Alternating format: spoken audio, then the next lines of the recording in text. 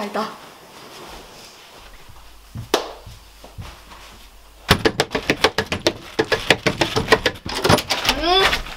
Päivää! Olisiko tällä hetkellä aikaa puhua Raahen lukiosta? Heaven yeah!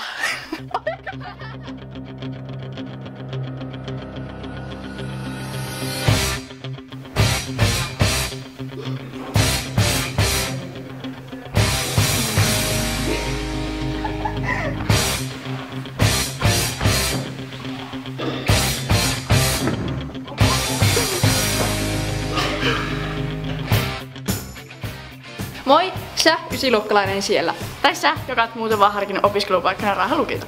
Lukio-opiskelusta voi ehkä herätä vähän monennäköisiä mielikuvia. Ilman mitään kaunisteluja, lukio-opiskelu saattaa välillä tuntua tosi rankalta. Esimerkiksi täältä. Ja faktahan se, että täällä niinku oikeasti joutuu välillä vuorattaa verta, hikeä ja kyyneleitä, koska täällä niinku opiskelu on paljon itsenäisempää ja pitää tehdä oikeasti niinku hommia sen menestymisen eteen. Läppä oli! On tää opiskelu täällä oikeasti ihan kivaa ja sä voit valita paljon sellaisia kursseja, mistä sä tykkäät ja sellaisia aineita. Elikkä täältä löytyy tosiaan kaikennäköisiä kursseja, ihan kaikille löytyy kieliä, saksaa, ranskaa, venäjää. Siinähän se oli!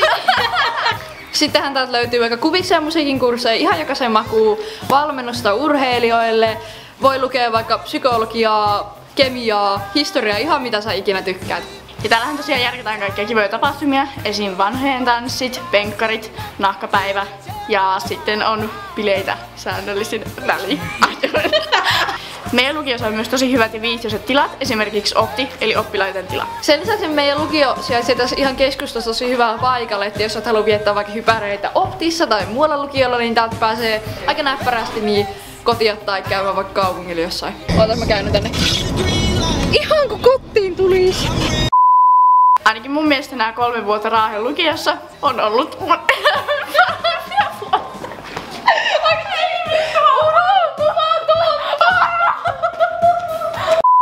Valitse siis Raahen lukio. Mikä se vettä? MP lukio.